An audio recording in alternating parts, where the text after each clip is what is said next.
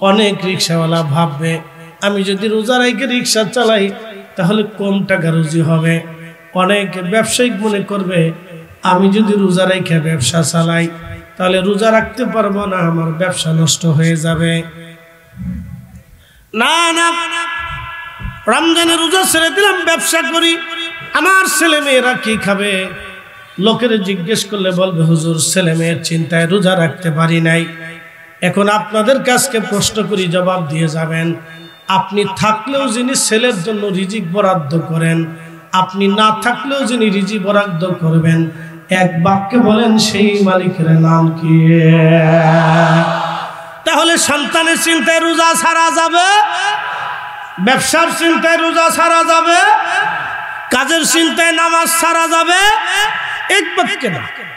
হযরত ওমর রাদিয়াল্লাহু আনহু রাতের আধারে ঘুরে ঘুরে তিনি দেখতেন কে খায় কে খায় না, কে ঘুমায় কে ঘুমায় না। রাত্রিবেলা ঘুরে ঘুরে ঘুরে ঘুরে ঘুরে ঘুরে তিনি দেখতেন কে খায় কে খায় না, কে ঘুমায় কে ঘুমায় না। একদিন রাত্রিবেলা খলিফাতুল মুসলিমিন সুদূর মরুভূমির ভিতরে মরুদ্যান বদু পল্লীতে চলে গেলেন, বেদুইন এলাকা। আপনারা জানেন মরুতে বেদুইন এলাকা বড় কঠিন জায়গা। বদু এলাকা বেদুইন এলাকায় চলে গেলেন। বেদুইন এলাকায় যাইয়া দেখতেছেন একটা তাঁবুর মধ্যে মিটমিট করে আলো জ্বলে। হযরত ওমর রাদিয়াল্লাহু আনহু চিন্তা, ব্যাপার কি? এত রাত্রিবেলা এই তাঁবুর মধ্যে আলো কেন জ্বলে? কি জন্য আলো জ্বলতেছে, কারণ কি? ওই আলোটা দেখার জন্য হযরত ওমর রাদিয়াল্লাহু আনহু চলে গেলেন। তিনি ওই ঘরের পাশে দাঁড়ালেন, লক্ষ্য করলেন ভিতর থেকে এক মহিলা ডাক দেখায়, মা দুধের সাথে পানি বেশি করে মিশাও। আমাদের দেশে অনেকে দুধের সাথে পানি মিশায়, মিশায় না? দুধের সাথে পানি মিশায়। চিন্তা করেন তো, খলিফাতুল মুসলিমিন ওমর রাতের আধারে ঘুরে ঘুরে দেখতে গেছে কে খায় কে খায় না, কে ঘুমায় কে ঘুমায় না। ভাইজান কথাগুলি মনোযোগ দিবেন, আমাদেরও দায়িত্ব এরকম, কে খায় কে খায় না, কে ঘুমায় না, আমাদের খুঁটে খুঁটে দেখা। যদিও তিনি রাষ্ট্রপ্রধান খলিফা, আমাদের দেশে যারা সরকার এবং সরকারি দায়িত্বে আছেন, বিভিন্ন ডিপার্টমেন্টে যারা আছেন, যার যার দায়িত্ব অনুযায়ী সবাই যদি তাদের দায়িত্ব সঠিক মতো বুঝাই দিত, তাহলে আমাদের দেশটা সোনার দেশ হয়ে যাইত। কথা কন না কেন, ঠিক কিনা? হযরত ওমর রাদিয়াল্লাহু আনহু তিনি সারা এলাকা খুঁজে খুঁজে দেখতেন কে খায় কে খায় না, কে ঘুমায় না কে ঘুমায় না, কে কি করে না করে, এইগুলি তার দেখার দায়িত্ব ছিল, তিনি দেখতেন। হযরত ওমর রাতের আধারে দেখতেছেন এক তাঁবুর ভিতরে মিটমিট করে আলো জ্বলে। পাশে যে দাঁড়াইলেন, জিজ্ঞাসা করলেন মেয়েটা, মা, মেয়েটাকে বলতেছে, মা রে দুধের সাথে পানি বেশি করে মিশাও। মেয়েটা ডাকতে বলতেছে, মা দুধের সাথে যদি পানি মিশাই তাহলে হযরত ওমরের গোয়েন্দা যদি জানতে পারে, কালকে মসজিদে নববীর সামনে আমার বিচার হবে। মা দুধের সাথে পানি মিশাইতে পারবো না। হযরত ওমর রাদিয়াল্লাহু আনহু তিনি পিছনে দাঁড়ায় দাঁড়ায় শুনতে লাগলেন।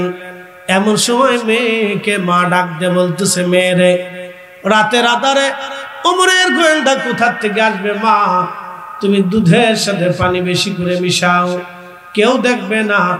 মেয়েটা জবাব দিয়ে বলল, মা ওমরের গোয়েন্দা যদি নাও দেখে রে মা, আমার মালিক আমার আল্লাহ পাক দেখতেছে। চিৎকার করে জোরে বলেন সুবহানাল্লাহ।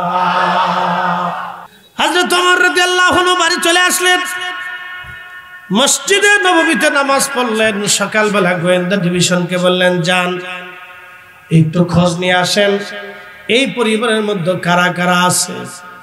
খোঁজ নিয়ে দেখলেন তার মেয়ে বাবা মারা গেছেন, কোন রকম উটের দুধ বিক্রি করে তাদের কোন রকম সংসার চলে, হত দরিদ্র।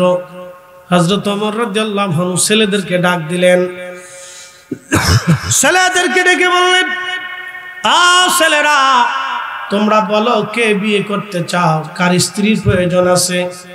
ছেলেরা জবাব দিল, আব্বাজান আমাদের বড় ছেলে আব্দুল্লাহ ইবনে ওমর রাদিয়াল্লাহু আনহু বলেন, আব্বাজান আমার স্ত্রীর প্রয়োজন নাই, আমি তো শাদী করেছি, আমার ছোট জনকে আপনি বিয়ে দিয়ে দেন। হযরত ওমর রাদিয়াল্লাহু আনহু ছোট জনকে প্রস্তাব দিলেন, বেটারে আমি একটা মেয়ে পছন্দ করেছি, দুধ বিক্রি করে খায়, অত্যন্ত দরিদ্র এবং পীড়িত, কিন্তু বড় আমানতদার। রাতের আধারে যে মেয়েটা আল্লাহর ভয়ে ক্ষুধার ভয়ে দুধের সাথে পানি মিশাই না, লাভ জানা সত্ত্বেও সে পানি মিশাই নাই, এই মেয়েটা বড় আমানতওয়ালা মেয়ে। বেটারে এমন মেয়েটাই তো আমার ওমরের পুত্রবধূ হিসেবে প্রয়োজন। তখন ছেলে বলল, আব্বাজান আপনার ইচ্ছা, আপনার পছন্দ, আমার পছন্দই। খুব মনোযোগ দিয়েন। হযরত ওমর মেয়ে বিবাহ দিলেন, ছেলে বিয়ে দিলেন। পাত্রী দেখেন হযরত ওমরকে, যিনি খলিফাতুল মুসলিমিন, বর্তমানে ইরান, ইরাক, কুয়েত, কাতার, ইয়ামান, লেবানন, লিবিয়া, সৌদি আরব, জর্দান, সিরিয়া, ফিলিস্তিন, তিউনিসিয়া, মিশর, পৃথিবীর বিরাট অংশের খলিফা তিনি।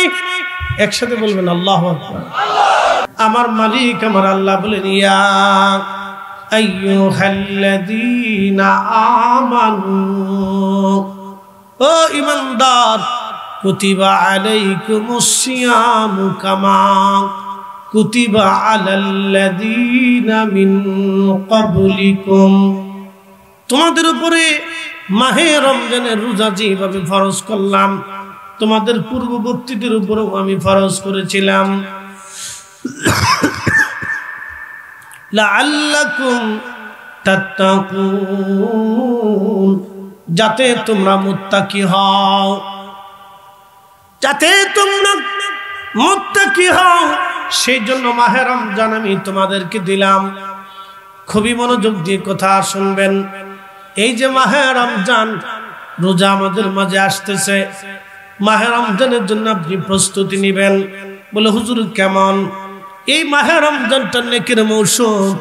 এই মাহে রমজানে কেউ যদি একটা রোজা, একটা ফরজ ইবাদত করে, অন্য মাসে আমার মালিক 70টা ফরজ ইবাদতের নেকি আমল নামায় লিখে দেবে। একবার জোরে বলেন সুবহানাল্লাহ। আল্লাহ বলেন, ওয়ালা ইউআখিরাল্লাহু নাফসান ইযা জাআ আজালুহা, সময় যদি শেষ হয়ে যায়, এক মুহূর্ত পৃথিবীতে থাকার আর কোনো সুযোগ নাই মুসলমান ভাঙ্গুরাবাসী। এই জন্য মাহে রমজান আসতেছে। এই যে কয়েকদিন আগে মৌলভীবাজারে গেলাম, বরাতের রাত্রিবেলা মাহফিল শেষ করে আসতেছিলাম, দেখি রাস্তার পাশে বিরাট বড় জানাজা। আহা, লোকেরা বলল, হুজুর কয়েকদিন আগে তোর বাবা মারা গেছে, আজকে ছেলেটা অ্যাক্সিডেন্টে মারা গেল। অথচ মাহে রমজান আশা ছিল সন্তান নিয়ে করবে, কেবল একটা ছোট্ট ছেলে রেখে ছেলেটা মারা গেল। বন্ধু আমার, অতএব ব্যস্ততা হয় না, পৃথিবী ব্যস্ততা হওয়ার জায়গা না। এখানে মাহফিলে জান্নাতের বাগানে যত ব্যস্ত হবেন তত লস হবে। একটু দোয়া করে যাবেন, দোয়াটা আমাদের অত্যন্ত প্রয়োজন, জরুরি। আল্লাহর নবী বলেন, মাহে রমজানে যে একটা ফরজ করলো, অন্য মাসে 70টা ফরজ ইবাদতের সমান সওয়াব। মাহে রমজানে কেউ যদি একটা নফল করে, অন্য মাসে একটা ফরজের সমান সওয়াব। একসাথে করে বলবেন কি সুবহানাল্লাহ। মাহে রমজানে কেউ যদি 1 টাকা দান করে, নবীজি বলতেছেন অন্য মাসে আল্লাহ রাব্বুল আলামিন অন্য মাসে 1 টাকা দান করলে 700 গুণ পর্যন্ত বাড়া। কিন্তু মাহে রমজানে 1 টাকা খরচা করলে আল্লাহর পথে, আমার মালিক আমার আল্লাহ বলতেছেন অগণিত গুণে কত পরিমাণে দিব আল্লাহ ছাড়া কেউ জানে না। আস-সাওমুলি ওয়া আনা আযী বিহি, রমজানের রোজা আল্লাহর জন্য। আল্লাহ বলেন এর প্রতিদান আমি আল্লাহ নিজেই যথেষ্ট। খুব মনোযোগ দিবেন, কথা শুনবেন। এই মাহে রমজান অত্যন্ত বরকতময় মাস। এই মাহে রমজানে কেউ যদি রোজাদারকে ইফতার করায়, রাসূল বললেন আমার উম্মতেরা, তাহলে যারে ইফতার করাইলা তার রোজা হোক বা না হোক, তোমার আমল নামাতে একটা কবুল রোজার সওয়াব আমার আল্লাহ লিখে দেবেন। আল্লাহর নবী বললেন সাহাবীরা, যদি পারো এক পেয়ালা দুধ দিয়ে হলো তোমার রোজাদার ভাইকে ইফতার করাও। সাহাবী বলল, হুজুর দুধ পান করানোর মতো সামর্থ্য আমাদের ভিতরে অনেকের নাই। আল্লাহর নবী বললেন, যদি তা না পারো একটা খেজুর দিয়ে ইফতার করাও। বলে, হুজুর আমাদের ভিতরে এমনও দরিদ্র আছে যে খেজুর খাওয়ানোর মতো যোগ্যতা তার নাই। চিন্তা করেন তো কত দরিদ্রতা তাদের মধ্যে ছিল, তারপরেও তারা রাসূলের দরজা ছেড়ে দেন নাই। আর আজকে আমরা ব্যতিব্যস্ততা হয়ে যাই, ছটফট করি। আল্লাহ রাসূল বলেন, উম্মতটি তোমরা শুনিয়ে যাও, যদি একটা খেজুর দিয়ে ইফতার করাও। সাহাবী বলে, হুজুর খেজুর দিয়ে ইফতার করানোর মতো সামর্থ্য আমাদের নাই। আল্লাহর নবী বললেন, সাহাবীরা তাহলে এক পেয়ালা পানি দিয়ে হলো তোমার ভাইকে ইফতার করাও, তারপরে তোমার আমলনামা একটা কবুল রোজার সওয়াব আমার আল্লাহ লিখে দেবে। আল্লাহর নবী আরো বললেন, সাহাবীরা যদি তোমরা রোজাদারকে পেট পুরে তৃপ্তি সহকারে খাওয়াইতে পারো, যদি তোমার রোজাদার ভাইকে পেট পুরে তৃপ্তি সহকারে তুমি খাওয়াও, আল্লাহ নবী ডাক দিয়ে বললেন, আমি নবী তোমাকে হাউজে কাউসারের পানি পান করাইয়া তৃষ্ণা মিটাই দেব। যেই পানি এক পেয়ালা কেউ যদি পান করে, জান্নাতে যাওয়ার আগ পর্যন্ত তৃষ্ণার কথা মনে থাকবে না। আল্লাহু আকবার।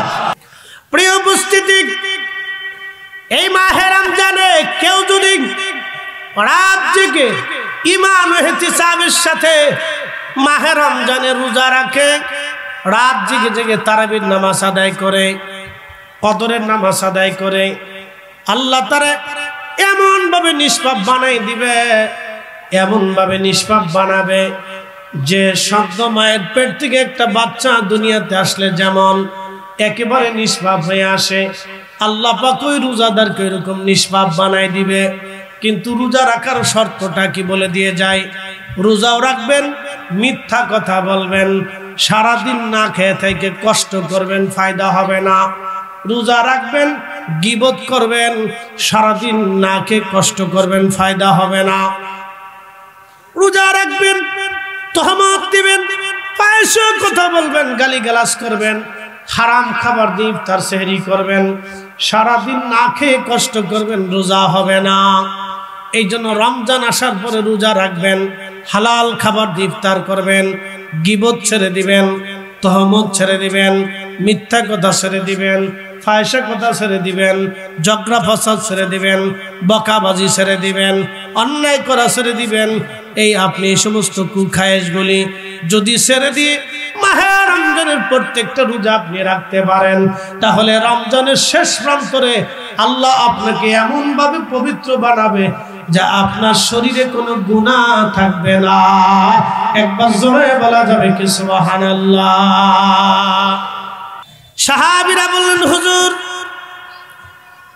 তিনবার আপনি আমিন বললেন, হিকমত বুঝলাম না, কারণ বুঝলাম না।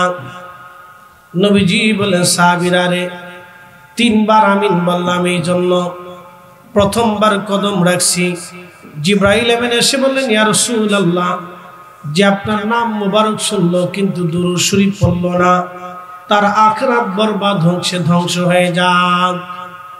প্রিয় নবীজি বলেন আমিন। তৃতীয়বার কদম মোবারক যখন দ্বিতীয়বার রাখছেন, জিবরাইল আমিন ডাক দিয়ে বলেন, ইয়া রাসূলুল্লাহ, যে মাহে রমজান পাইল গো, কিন্তু মাহে রমজানের হক আদায় করে নিজের জীবনের গুনাহগুলি মাফ করে নিতে পারলো না, সে ধ্বংস হয়ে যাক। আমার প্রিয় নবীজি বলেন আমিন। তার মানে কি, নবীজির নাম শোনার পরে দুরূদ পড়লো না সে ধ্বংস হোক, যে রোজা পাইলো কিন্তু নিজের জীবনের গুনাহ মাফ করে নিতে পারলো না সে ধ্বংস হয়ে যায়। আল্লাহর নবী দুইবারই বললেন আমিন। এই জন্য মাহে রমজান গুরুত্বপূর্ণ আপনাদের জন্য।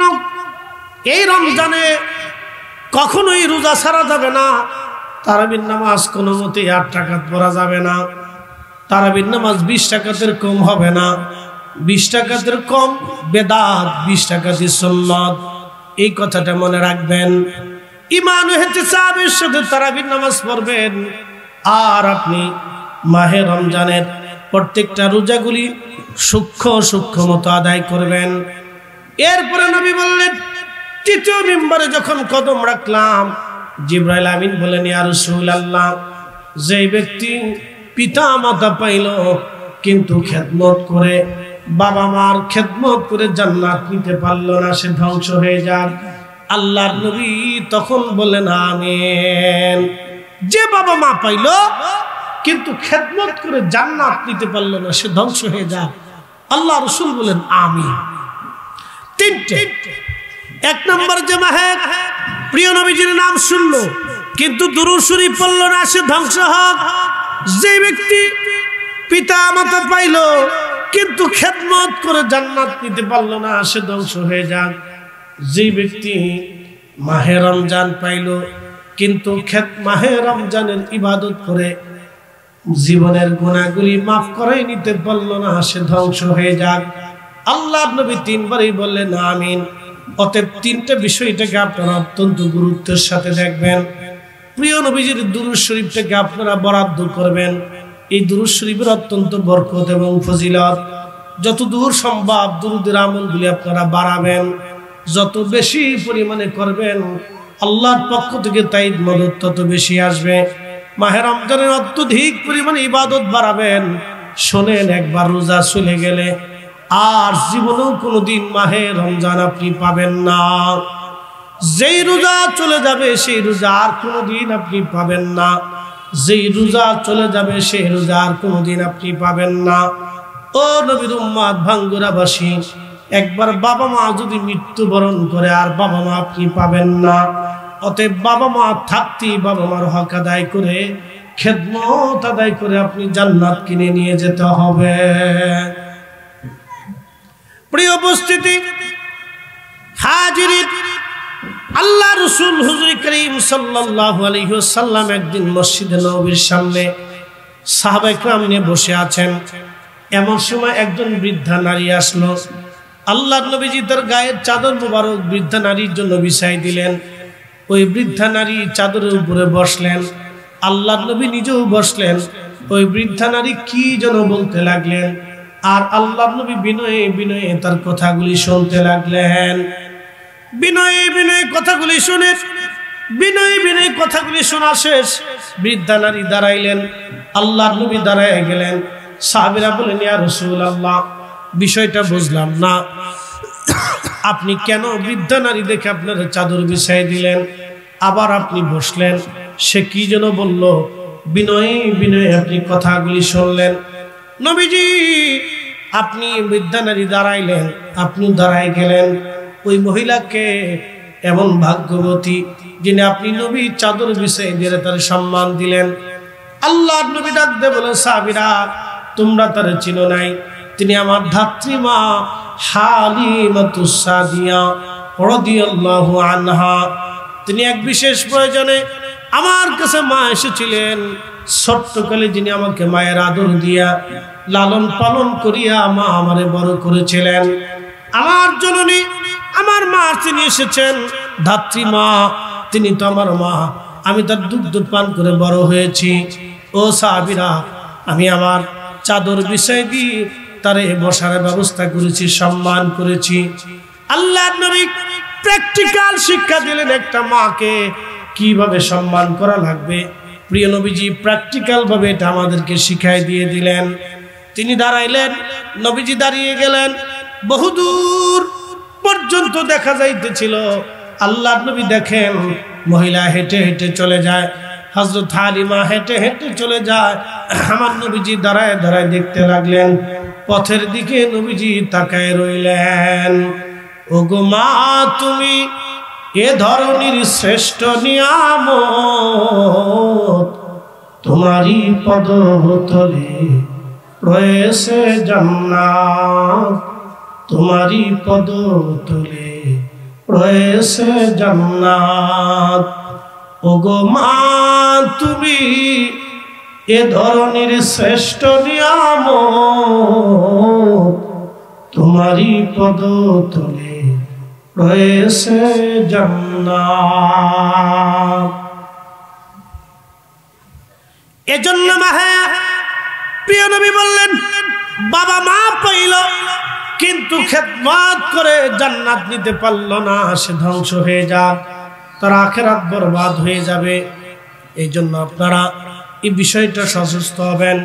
বিশ্ববিখ্যাত আল্লাহ ওলি আল্লামা ইমাম আবুল ফারাজ ইবনুল জৌজি, তিনি তেনার কিতাব উলুল হিকায়াতের মধ্যে লেখেন, বিশ্ববিখ্যাত নবীজির সাহাবী মজলিসের মধ্যে উজ্জ্বল নক্ষত্র, যদিও তিনি রাসূলকে দেখেন নাই দু চোখ দিয়ে, তার নাম হযরত ওয়াইসাল কারনী রাদিয়াল্লাহু আনহু। তিনার জীবনীর মধ্যে আসছে, তিনি খেজুরের বিচি টুকাইয়া টুকাইয়া এই বিচিগুলি বিক্রি করে তিনি তার জীবন সংসার চালাইতেন, কিন্তু বিয়ে করেন নাই। ঘরে একটা বৃদ্ধা মা ছিল। আল্লাহর নবী জীবনে কোনোদিন তিনি নবীর দর্শে আসেন নাই, সুযোগ তার হয় নাই। তার প্রধান বাধা ছিল তার ঘরে বৃদ্ধা মা। ওই মাকে তিনি যেখানে যাইতেন পিঠে করে কাঁধে করে ঘুরে নিয়ে বেড়াইতেন। যুবকরা রে, ভালো করে শুনে যান আপনারা, আজকে এই বৃদ্ধ মাকে কাঁধে করে নিয়ে ঘুরে বেড়াইতেন। মরুর পর মরু, প্রান্তরের পর প্রান্তর, মাকে ছাড়া তিনি কোথাও যাইতেন না। নিজে গোসল করাইতেন, চুল আশ্রয় দিতেন, বিছনা বিছাই দিতেন, রান্না করে অন্ধ মায়ের মুখের মধ্যে তিনি খাবার পৌঁছাইতেন। তিনি হযরত ওয়াসাল কারনী রাদিয়াল্লাহু আনহু মায়ের অপরিসীম মহব্বতের জন্য, সেবার জন্য, খেদমতের জন্য আমার রাসূল আমার নবীজি তারে বলে দিয়ে গেছেন। সহিহ মুসলিমের কিতাবু ফাযাইল ওয়া সাহাবিন নবী, বাবু ফাযাইল ওয়াসাল কারনী রাদিয়াল্লাহু আনহু, এই বাবের ভিতরে হাদিস এসেছে, আল্লাহর নবী হযরত ওমরকে বলেন, ওমর, যদি কোনোদিন তুমি আমার ওয়াইসের সাথে সাক্ষাৎ পাও, তাহলে তোমার মাগফিরাতের জন্য তার কাছ থেকে দোয়া চেয়ে নিও, আর আমার গুনাহগার উম্মতের জন্য দোয়া করতে বইল। আমার ওয়াইসাল কারনী দোয়া করতে দেরি হবে, আল্লাহর আসমানের দোয়াগুলি কবুল হতে দেরি হবে না। একবার জোরে বলা যাবে কি সুবহানাল্লাহ? হ্যাঁ মানুষ, কিসে তোমাকে আল্লাহ থেকে জুদা করে দিল? কে তোমাকে আল্লাহ থেকে সরাইলো? কে তোমাকে আল্লাহর আইন থেকে জুদা করে দিল বলো? কে তোমাকে কোরআন থেকে জুদা করে দিল? কে তোমাকে আমার রাসূলের জিন্দেগি থেকে জুদা করে দিল? কে তোমাকে হাবিবের সুন্নাহ থেকে তোমাকে জুদা করে দিল বলো? আল্লাযী খালাকাকা ফাসাওয়াকা ফাআদালাক। অথচ আমি তোমাকে সৃষ্টি করেছি, তোমাকে সুবিন্যস্ত করেছি, সুঠাম করেছি, তোমার যেখানে চোখ দেওয়ার দরকার আমি আল্লাহ চোখ দিয়েছি। বলেন তো, পৃথিবীর সমস্ত চক্ষু বিজ্ঞানী যদি এক জায়গা হয় আর গবেষণা করে, আল্লাহর দেওয়া একটা চোখের মধ্যে কি চোখ বানাই দিতে পারবে? পৃথিবীর সমস্ত মেধা যদি এক জায়গা হয়, বলেন তো আল্লাহর দেওয়া একটা আঙ্গুলের মতো আঙ্গুল বানাই দিতে পারবে? কতদিন পর্যন্ত মানুষ সম্পদের মোহে পড়ে আল্লাহ থেকে জুদা হবে? আল্লাহ বলেন, হাত্তা যুরতুমুল মাকাবির, কবর পর্যন্ত, এরপরে যাওয়ার আর কোনো সুযোগ নাই। ও ভাঙ্গরাবাসী, আমাদেরকে ফিরে যেতে হবে আল্লাহর কোরআনের দিকে, নবীর সুন্নতের দিকে। বলে হুজুর কারণ কি? আল্লাহ আমাদেরকে মানুষ বানাইলেন, সর্বশ্রেষ্ঠ তো আল্লাহ পাক আমাদেরকে দিলেন।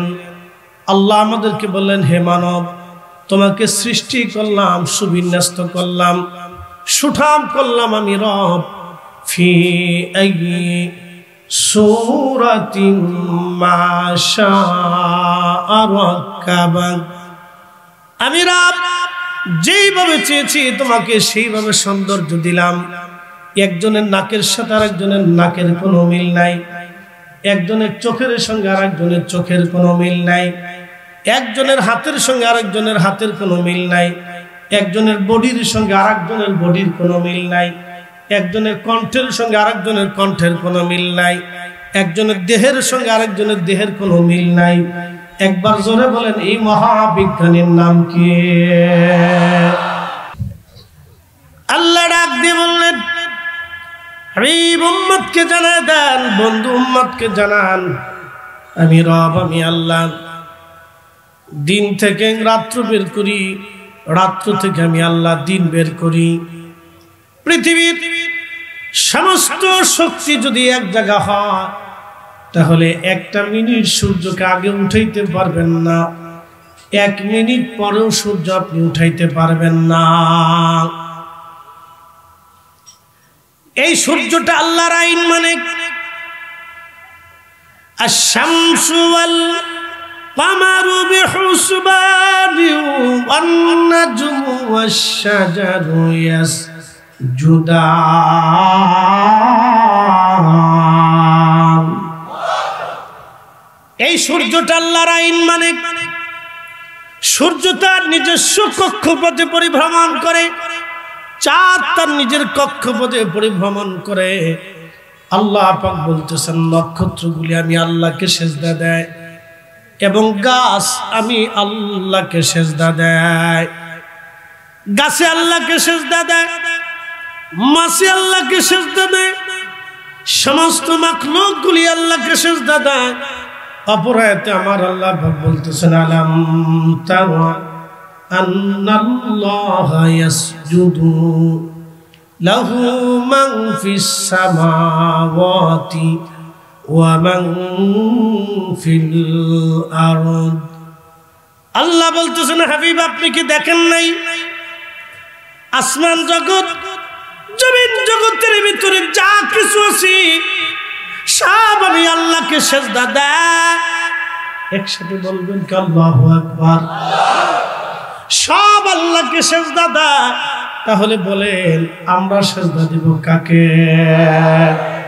সামনে মাহে রমজান আসতেছে, অনেক বাবাজিরা রমজানে কাজের চাপে রোজা রাখবে না।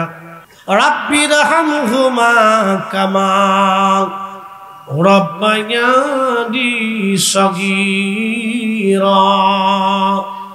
হে রব, আপনি আমার পিতামাতাকে সেইভাবে লালন পালন করেন যেইভাবে ছোট্টকালে আমার আব্বা আম্মা আমাকে লালন পালন করেছিল। আপনি আমাকে সেইভাবে লালন পালন করেন যেই আপনি আমার পিতামাতাকে সেইভাবে জান্নাতে লালন পালন করেন যেইভাবে আমার পিতামাতা আমাকে ছোট্টকালে লালন পালন করিয়েছিল। দুলিয়ে দুলিয়ে দুলিয়ে দুলিয়ে দুলিয়ে দুলিয়ে মা লালন করেছিল, পায়খানা পেশাবগুলি পরিষ্কার করে মা লালন করেছিল। এই জন্য পিতামাতার নাফরমান সন্তান সে যত বড় ইবাদত গুজার হোক না কেন জান্নাত নসিব হবে না, শাস্তি তাকে পেতেই হবে। এই জন্য 3টা জিনিস, 1 নম্বর দুরুদ, 2 নম্বর মাহে রমজান, 3 নম্বর বাবা মা। 1 নম্বর দুরুদ, 2 নম্বর মাহে রমজান, 3 নম্বরে বাবা মা। এই 3টা জিনিস পাওয়ার পরেও যে ছেড়ে দিল, এই 3টা জিনিস পাওয়ার পরেও যারা হক আদায় করতে পারল না, প্রিয় নবীজির নাম মোবারক শুনলো মুহাম্মাদুর রাসূলুল্লাহ সাল্লাল্লাহু আলাইহি ওয়াসাল্লাম, ছোট্ট দুরূদ শরীফটা হলো আপনাকে পড়তে হবে। এই দুরূদ যারা পড়লো এবং এই দুরূদ যারা পড়লো না, এবং আল্লাহর নবী বলতেছেন যারা পড়লো না তারা ধ্বংস হয়ে যাবে, আখিরাত বরবাদ হয়ে যাবে। এরপরে নবী বললেন মাহে রমজান পাইলো, কিন্তু মাহে রমজানের হকগুলি আদায় করতে পারলো না সে ধ্বংস হয়ে যাবে। বাবা মা পাইলো কিন্তু খেদমত করে জান্নাত নিতে পারলো না সে ধ্বংস হয়ে যাবে। অতএব এই বিষয়টা আপনাদেরকে কঠোর হইতে হবে। পিতামাতার প্রতি নিজেকে সচেষ্ট হইতে হবে। বলে মারা গেছে কি করব? দোয়া করব। কবরের পাশে যাবেন, নফল নামাজ পড়ে, ফাতিহা পড়ে, কোরআন শরীফ পড়ে, কোরআন তেলাওয়াত করে দোয়া করব। আল ইখলাসু সুলুসুল কোরআন। কোরআন সূরা ইখলাস হচ্ছে কোরআনের 3 ভাগের 1 ভাগ। কেউ যদি সূরা ইখলাস একবার পড়ে আল্লাহ 10 পারা কোরআনের নেকি আমলনামায় লিখে দেয়। কেউ যদি 3 বার পড়ে আল্লাহ 1 খতম কোরআনের নেকি আমলনামায় লিখে দেয়। সুবহানাল্লাহ বিহামদি। সূরা ওয়াকিয়া কেউ যদি প্রত্যেক রাত্রিবেলা সূরা ওয়াকিয়ার নামাজের পরে পড়ে কবরের আযাব থেকে আল্লাহ থেকে আল মানিহুল মুনজিবা তুনজিহি মিন আযাবিল কবর, আল্লাহ তার কবরের আযাব থেকে বাঁচায় দেয়। একসাথে বলবেন না আল্লাহু আকবার। এজন্য এই আমলগুলি আপনারা করবেন, কুটি কুটি ছোট ছোট এগুলি দেখা আমল দরকার। সূরা ওয়াকিয়া, সূরা মুলক আপনারা তেলাওয়াত করবেন। তাবারাকাল্লাযী বিয়াদিহিল মুলক, এই সূরাটা আপনারা প্রত্যেকদিন এশার নামাজের পরে পড়বেন। বলে হুজুর লাভ কি? কবরে কি আপনার সাথে কেউ যাবে? কথা কর না কেন? কবরে কি আপনার সাথে কেউ যাবে? যাবে না। কবরে আপনার সাথে কেউ যাবে না। তো কে যাবে? 1 নম্বরে ঈমান যাবে, 2 নম্বরে আমল যাবে। ঈমান আর আমল কবরে যাবে। দুনিয়ার সব মানুষ কবরে রেখে আপনাকে চলে আসছে, কেউ সাথে নেই। তা আপনি কবরে একা কি? তো এমন সময় জাহান্নামের ফেরেশতারা আপনার মাথার দিক দিয়ে ঢুকতে যাবে। সূরা মুলক দ্বারাই বলবো, ও ফেরেশতারা কোথায় যাও?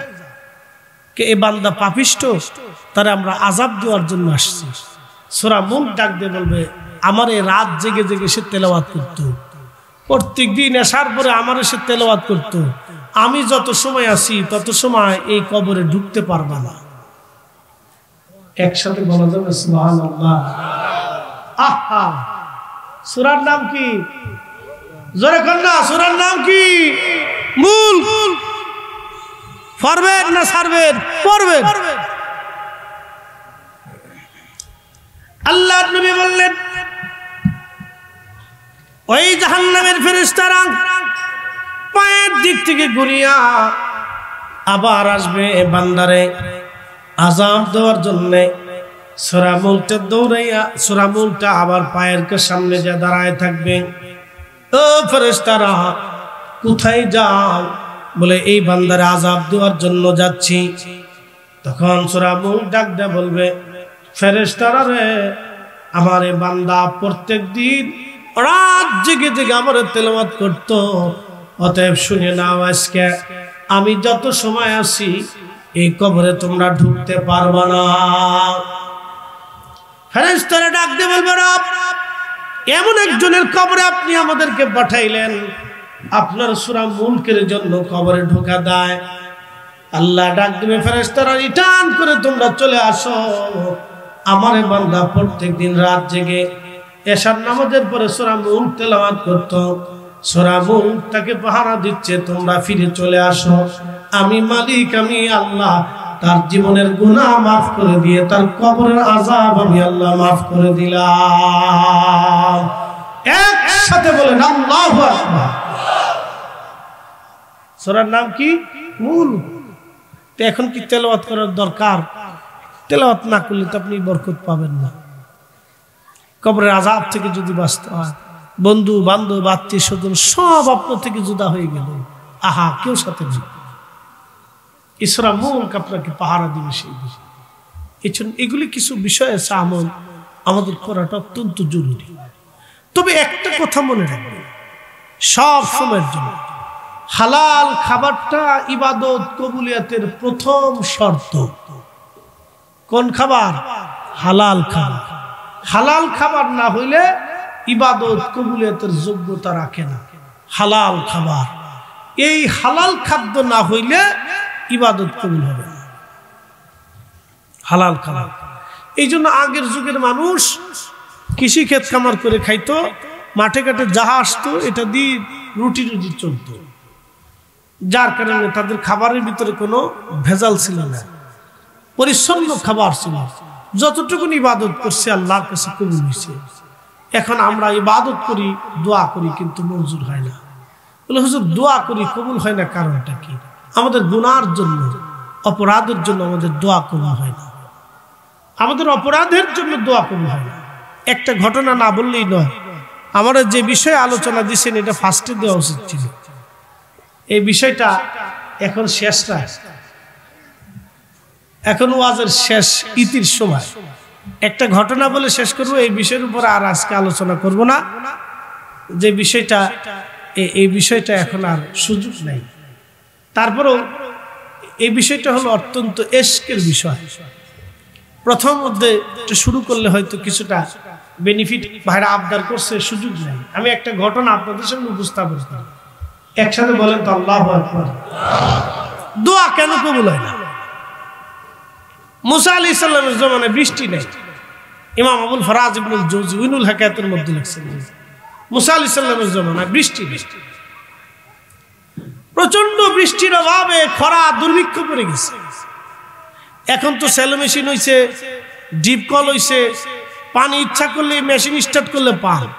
কিন্তু 30 বছর আগে, 40 বছর আগে আপনারা বৃষ্টির অপেক্ষায় থাকতেন। কথা ঠিক কিনা? বৃষ্টি ছাড়া বাইন পড়তো না। আপনাদের দেশে কি বলে? আমাদের ফরিদপুরে বাইন কয়, আপনাদের দেশে বাইন বলে। তো এই বাইন পড়তো, বৃষ্টি হলে বাইন পড়তো, বৃষ্টি না হলে বাইন পড়তো না। এখন আর বাইনের লেগে বৃষ্টি লাগে না, মেশিন স্টার্ট করলে হয়ে যায়, সহজ সুবিধা হয়ে গেছে। তো মুসা আলাইহিস সালামের জমানাতে বৃষ্টি নেই, প্রচন্ড খরা।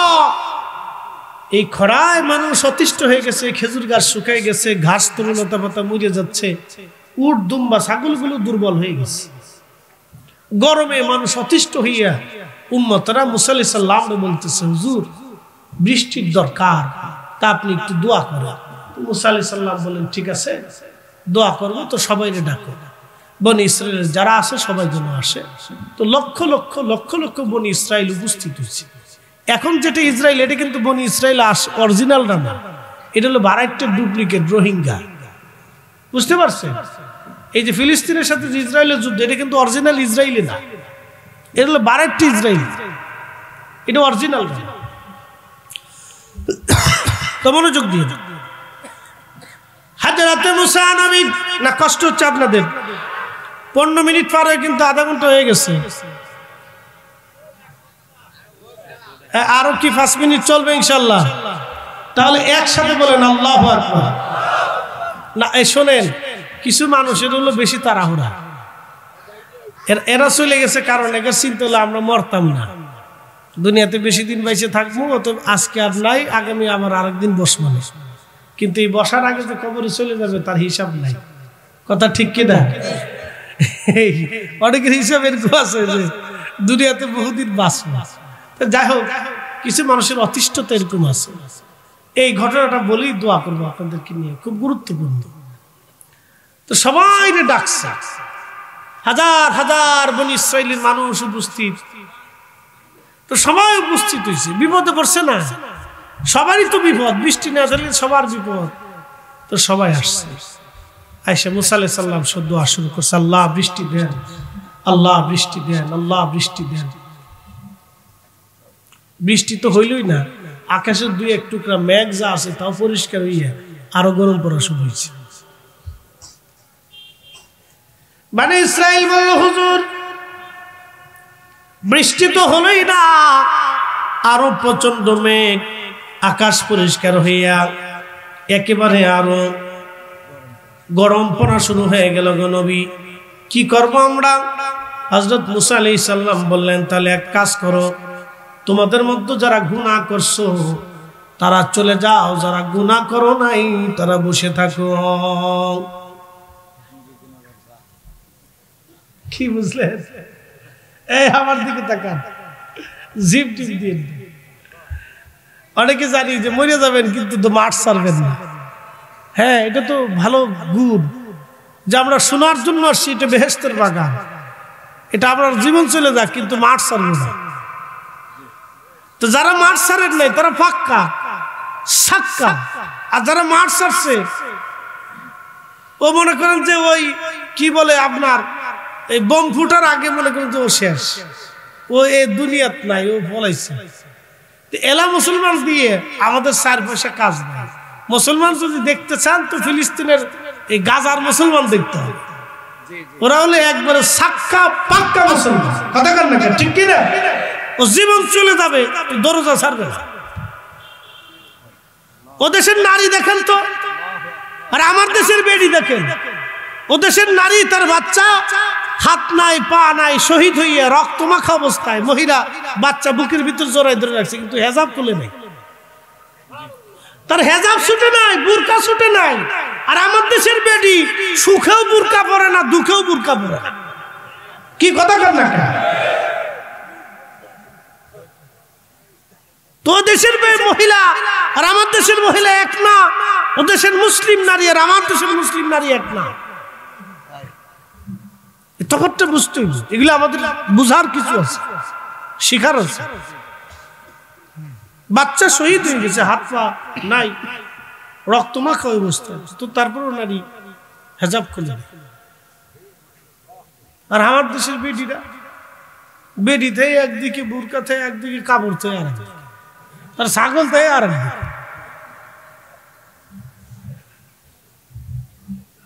আসেন কে মহিলারা আছে, মহিলারা ভালো আসছে।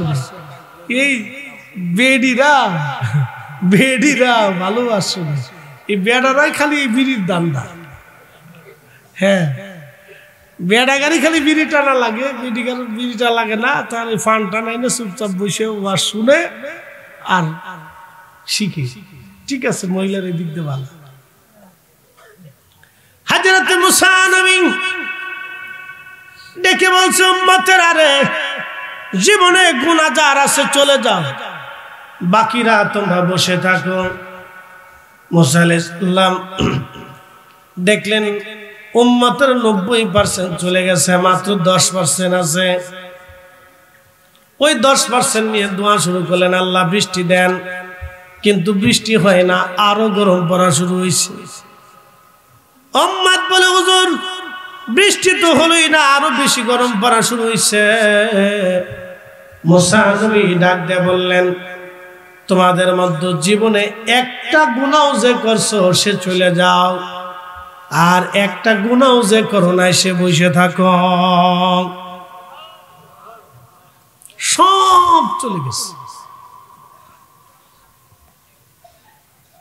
এখন যদি বলা হয় যে যার গুনাহ আছে সে মাহফিলতে চলে যান, তো বক্তা সাহেবেরও ধার সুযোগ নেই।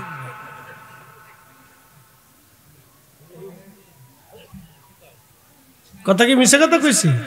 আমাদেরটা বাদ দিতে লাভ নেই, নিষ্পাপ না। বক্তারাও থাকার সুযোগ নেই, খালি চেয়ার আর মাইক করে থাকবে। মাইকে লাগবে যে আমার মাইক আছে বিদায় পড়ে রয়েছে, তাহলে আমিও থাকতাম না, ও পড়বে বিপদে। তো সব চলে গেছে। অ্যাটেনশন, এখানে একটা ইম্পর্টেন্ট কথা আছে। সব চলে গেছে, কিন্তু সারা বিরাট বড় প্রান্তরের ভিতরে এক কোণে এক অন্ধ বসে গেছে। আল্লাহ না হয় না, আরো জোরে, আরো জোরে, আরো জোরে। আল্লাহ কি চেহারা দিয়ে বিচার করে? অন্ধ বসে গেছে। মুসা আলাইহিস সালাম, কে অন্ধা, তুই শুনিস না? একটা গুনাহ হলেও চলে যেতে বলছি, তুই বৈশারি চুপকে। অন্ধ ডাক দেখে, নবী গো, আমার জীবনে মনে পড়ে না আমি কখনো গুনাহ করছি, তবে জীবনে একটা ভুল করছি। যদি গুনাহ হয় তা আমি চলে যাব, আর যদি গুনাহ না হয় তা আমি বসে থাকি। কি ভুল করছি? নবী সদর দরজা, সদর রাস্তা দিয়ে আমি হেঁটে হেঁটে যাই। রাস্তার পাশে একটা বাড়ি, সদর দরজা তার খোলা। রাস্তা দিয়ে হেঁটে যাওয়ার সময় বাড়ির দিকে সদর দরজা দিয়ে আমি চোখ দিলাম। অন্দরমহলে এক বেগানা নারীর প্রতি আমার চোখ পড়ে গেল। হুজুর, চোখ যখন বেগানা নারীর উপরে পড়ল, নবী মুসা গো, আমি আমার চোখটাকে ঘুরাইয়া আমি আমার চোখরে বললাম, চোখ, আজকে তুই আমার এই বেগানা নারীর দিকে ঘুরাই নিয়ে চলে গেলি, তোরে আর আস্ত রাখবো না। নবী মুসা গো, যা আপনি আমার অন্ধ দেখতেছেন, আমি অন্ধ ছিলাম না।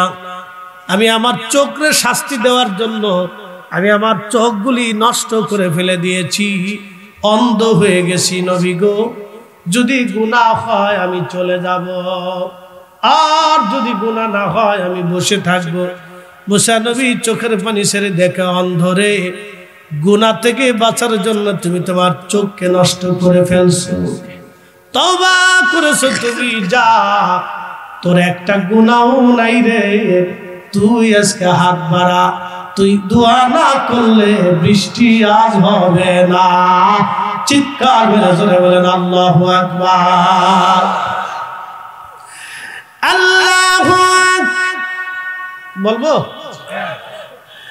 আল্লাহু আকবার ওয়ালিল্লাহিল হামদু, বিসমিল্লাহির রাহমানির রাহিম।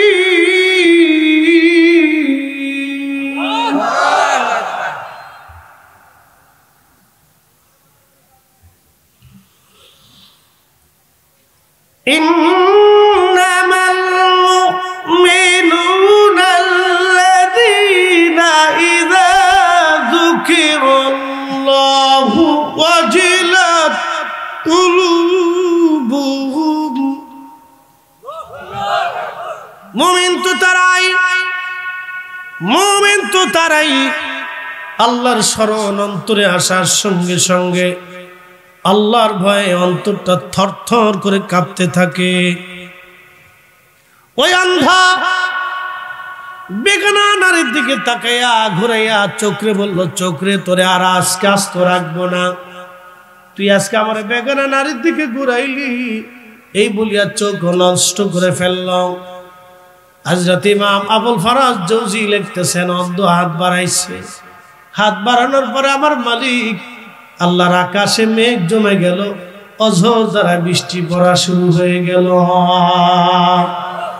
এর অর্থ হচ্ছে, সোনা দানা টাকা পয়সা, চেহারা সুন্দর, বিরাট সুন্দর কণ্ঠ, অনেক বড় এলেম, অনেক বড় শিক্ষা, ডাক্তার, প্রিন্সিপাল সাহেব, আবার চ্যান্সেলর, এই আপনার কি বলে অধ্যক্ষ, এই আপনার ধনী দরিদ্র চেয়ারম্যান, মেম্বার, এই বক্তা, এইগুলি দিয়ে আল্লাহর দরবারে ফয়সালা হবে না।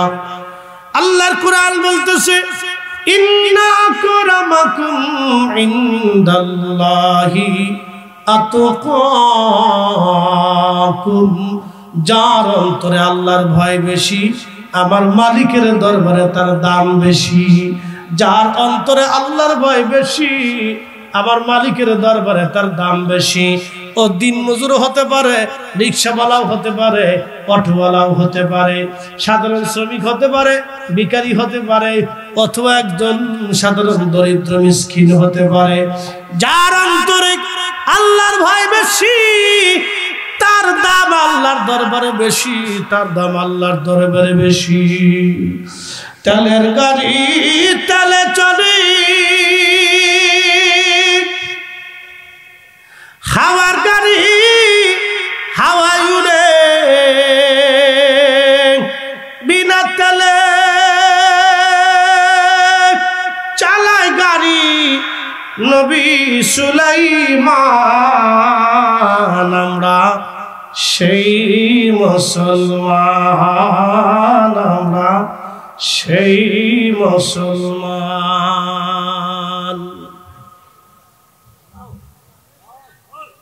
আমরা সেই মুসলিম। আমরা অস্তিত্ব হারাইছি। তাহলে আল্লাহর দরবারে দাম কার? যার অন্তরে তাকওয়া বেশি। ও কালা না ল্যাংড়া না কানা, ও আল্লাহ দেখবে, কিচ্ছু দেখবে। অন্তরে যার তাকওয়া বেশি, তার দাম বেশি। সে কত বড় শিক্ষিত না অশিক্ষিত, আল্লাহর কাছে এগুলি কোনো বর্ষে বসে। একবারে লেখাপড়া নাই, কিন্তু অন্তরে আল্লাহর ভয় আছে, অন্তরে আল্লাহর ভয় আছে। এক টাকাও হারাম খাবে না, একটা মানুষের ক্ষতি করবে, 1 টাকাও সে ডাইন বাম করবে না, লক্ষ টাকা পড়ে থাকলেও ধরে না। ফ্রেশ অন্তরে তাকওয়া বেশি, আল্লাহর দরবারে তার দাম বেশি। আগের যুগের কিছু এরকম মানুষ ছিল। আমার এক চাচা, আমি ছোটকাল থেকে মসজিদে আজান দিতাম, ছোটকালে মাদ্রাসায় পড়ি, মসজিদের খুব খাদেম ছিলাম, মসজিদের বারান্দা ছাড়তাম না, এই মসজিদ পরিষ্কার থেকে শুরু করি সবই করতাম। তো চাচার নাম ছিল ইয়াসিন মোল্লা, খুব আবেদ লোক ছিল। আজান দিতেন, জীবনে বিনিময় কোনোদিন তারে আজান দিয়ে কেউ পয়সা দিতে পারে না। এত বছর আজান দিছে, কেউ যদি কিছু দিতে চাইতো তা নিত না, আমি আল্লাহর জন্য আজান দিই, আখিরাতের জন্য। সুবহানাল্লাহ কইলেন না? তো আমি মাঝে মধ্যে, উনি তো ঘড়ি টড়ি বুঝতো না আগের মানুষ, তা আমি ওই আজানের 5-7 মিনিট 10 মিনিট আগে যাই মসজিদে বসে থাকছি। তো অনেক সময় উনি ওই বাহিরে আশেপাশে আজান দিলে ওই আজান শুনে উনি দৌড়ে আসতে, বুঝতো না, সহজ সরল মানুষ। তা আমিও ওর 2-4-5 মিনিট ওই অপেক্ষা করতাম যে চাচা আসতেছে, আজান দিয়ে ফেললে মন খারাপ করবে। তো আমি বারান্দায় চাইয়ে থাকতাম যে দেখি কোথায়, দেখতাম যে মাঠ থেকে দৌড়ে আসতেছে, আমার ডাক দিকে, তো বাবা দাঁড়া দাঁড়া, আমি এসে গেছি, আজান দিচ্ছি, আমি আজান দিব। কি চিন্তা করেন আল্লাহ! আমি তো কষ্ট দিতাম না, মুরব্বী মানুষ, আমি ইচ্ছা করলে কিন্তু আজান দিয়ে ফেলতে পারতাম, কিন্তু আমি দাঁড়ায় থাকতাম, আমি জানি যে আসতেছে, যদি আজান দেই তাহলে মনে কষ্ট পাবে না, বুড়া মানুষ। তা আমার দেখে কোথায় দাঁড়া বাবা, আমি আসতেছি, আমি এসে আজান দিতেছি। আয়সা তো অজু ছাড়া আজান দিত না। হ্যাঁ, মারহাবা কইলেন না? অজু ছাড়া জীবনে আজান দেয় না। আমরা কত মুয়াজ্জিন অজু ছাড়াই আজান মেরে দেয়, পরে অজু করে। আমি জীবনে তারে দেখিনি অজু ছাড়া। আয়সা যত কষ্ট গায়ে অজু করতো, তারপরে এসে আজান দিত, ওই অবস্থায় ভিজে ভিজে আজান দিত। দুঃখের কথা তো কই লাভ নাই, মানে একটা হাসা গল্প। রাজবাড়ি গেছিলাম যে বহুদিন আগে ওয়াজ করা, তো মসজিদের মাহফিল কালেকশন করা লাগবে, তো না মাইক ঠিক আছে, এই মসজিদের মাহফিল, তো মাহফিল শেষ, তো এক লোক দাঁড়ায়, হুজুর একটা মাসালা কর। কি মাসালা? আমগো মুয়াজ্জিন খেতার ভিতরে শুয়ে শুয়ে ফজরের আজান দিচ্ছে, আজান কি হইব নাকি হইব না? মুয়াজ্জিনও বেচারা পাশে বসা, ওকে কি ব্যাপার হুজুর করছেন কি? হুজুর কি করবো কন? এই ফজর লিগের জিজ্ঞেস করেন, একজনও ফজর ওয়াক্তে নামাজে আসে না। আমি হাসতে হাসতে পারছি না, একজনও ফজর ওয়াক্তে নামাজে আসে না, জিজ্ঞেস করেন। তো এই 10 দিন চোরের একদিনকে রাস্তা, ওই দিন ওই চাচা ওই কাঁপতে কাঁপতে কম্বল মুড়া দিয়ে ফজর ওয়াক্তে যায়, দেখে যে আজান হয় কিন্তু হুজুর নাই। পরে ভালো করে চাই যে খেয়াল, কম্বলের নিচে লেফের নিচে হুই বাড়তেছে। আবার হুজুর আজান হইব নি? নামাজের কাজা পড়ছি, জীবনে আজানের কাজা তো পড়ি নি। শোনা কেউ এই কাজ আর করি না, এটা অন্যায়, ঠিক না। এরকম আছে, দুষ্ট লোক আছে। এই জন্য এগুলি আজান অজু ছাড়া বরকত শূন্য হয়। এরপরে মাহফিল ওয়াজ নসিহত, এই আমরা অজু ছাড়া আসলে এটা বরকত শূন্য হয়, শ্রোতাদের অন্তরে তাসির পড়ে না, ঝামেলা আছে। এই জন্য অজুটা অনেক বড় দামি ইবাদত। এই সবসময় অজু রাখবেন, অজু ছাড়া থাকবেন না। অজু চলে গেলে আবার অজু করবে, অজু গেলে আবার অজু করবে। কোরআন বলতেছে, হে ইমানদার, আমি আল্লাহকে ভয় করুন, শুধু ভয় করো এই কথাটা এখানে শেষ করেন নাই, হাক্কা তুকাতিহি, ভয় করার মতো তুমি ভয় করো। হযরত ওমর রাদিয়াল্লাহু আনহুর জামানাতে মহিলারা যারা আছেন, মেলার ভিতরে লটপটি চটপটি যে নারীরা কিনে বেড়াচ্ছেন, আছে না? যে বেডিরা, বেডিরা ঢাকায় বসে কি বেডিরা লটপটি চটপটি এটা আমার শর্টপটির খুব ভক্ত। শর্টপটি হাউসের যে কি মার্কেট, নাম দিছে বিসমিল্লাহ শর্টপটি হাউস। বাপরে বাপ, কি যে পরিমাণ খাইতে পারে, শর্টপটি ফুচকা এই আবিজাবি খায়। এগুলি খাইয়ে তো আপনার শরীরে ক্ষতি। আল্লাহ রসুল বলছেন তোমরা দুগ্ধ পান করো, খেজুর খাও, তালবিনা খাও, ভালো ভালো জিনিস খাইতে বলছে। হালালান তাইয়্যিব, হালালের পরে তাইয়্যিব শব্দ ব্যবহার করছে। বিশুদ্ধটা, ভালোটা, প্রোটিন যুক্ত, যেটার ভিতরে ভিটামিন আছে এটা খাও। কিন্তু আমরা বিড়ি খাই। ঠিক আসতে বলেন কা? আমি জানি মুসল্লিদের ভিতরে অনেকেই বিড়ি খান না, শরমের কিছু না, এই শরম পাওয়ার কিছু নাই, অভ্যাস হয়ে গেছে। এখন কি করবে, মানুষ তো ভুল হতেই পারে। তো অভ্যাস করে ফেলছেন যারা বিড়ি সিগারেট খান। আপনাদেরকে আজকে একটা পরিসংখ্যান দিয়ে যায়, এই একটা বিড়ির দাম কত? 5 টাকা। 5 টাকা সর্বনিম্নটাই ধরলাম, বেশি দামেরটা যারা খান তো তারা পয়সা করে, যার বেশি আছে খায়। এখন যার পয়সা করি কম সে 5 টাকাটা খায়। তো একটা প্যাকেটে কয়টা বিড়ি থাকে? 10টা। আচ্ছা, তো প্রত্যেক দিন 1 প্যাকেট তো মিনিমাম লাগেই, যারা বিড়ি সাধারণত অভ্যস্ত। তো 1 প্যাকেট তো প্রত্যেক দিন লাগে। তাহলে প্রত্যেক দিন যদি 1 প্যাকেট খান তাহলে কয় টাকা গেল? 50 টাকা বিড়ির পিছনে একদিনে শেষ। তো মাসে কত গেল? মিনিমাম হলো 1500 টাকা শুধু বিড়ির পিছনে শেষ। মাসে চলে গেছে 1500 টাকা শুধু বিড়ির পিছনে। এরে যদি আপনি বলেন বাইরে মসজিদের ইমাম সাহেবের বেতন বাবদ 500 টাকা দেয়, ও ক্যাশিয়ারের জুতা শেষ হয়ে যাবে টাকা উঠাইতে, টাকা দেয় না। কি ঠিক? এবার আসতে করলেন কে? জোরে খান। এ মসজিদের ইমাম সাহেবের বেতন বাবদ বা মসজিদের খরচা বাবদ 500 টাকা দেয় না, অথচ বিড়ির পিছনে সে 1500 টাকা খরচা করছে। শোনেন, আপনাদেরকে পরিসংখ্যান দিয়ে গেলাম, বিবেকের উপর দিয়ে গেলাম। আপনাদেরকে অনুরোধ করব এগুলি ছেড়ে দিতে হবে। বাবা, আমরা মানুষ, আল্লাহ আমাদেরকে সর্বশ্রেষ্ঠত্ব দিয়েছেন, আমরা ভালোটা খাবো, ছেড়ে দেন। আজকে যদি আপনি মারা যান তাহলে আপনার এই কি অবস্থা হবে বলেন তো? মৃত্যু তো আসতে পারে যে কোনো সময়। এই জন্য আমাদের এগুলি ছেড়ে দেওয়া, এই সমস্ত কিছু বাজে অভ্যাস আছে পরিত্যাগ করাটা আমাদের ইমানের দায়িত্ব। আমরা ছেড়ে দিই। জবানে আল্লাহর জিকির হয়, জবানে রসুলের দুরুদ হয়, জবানে হক হালাল হয়, জবানে সত্যটা হয়। তা আমি এটা কেন খেতে চাই? ছেড়ে দিতে হবে।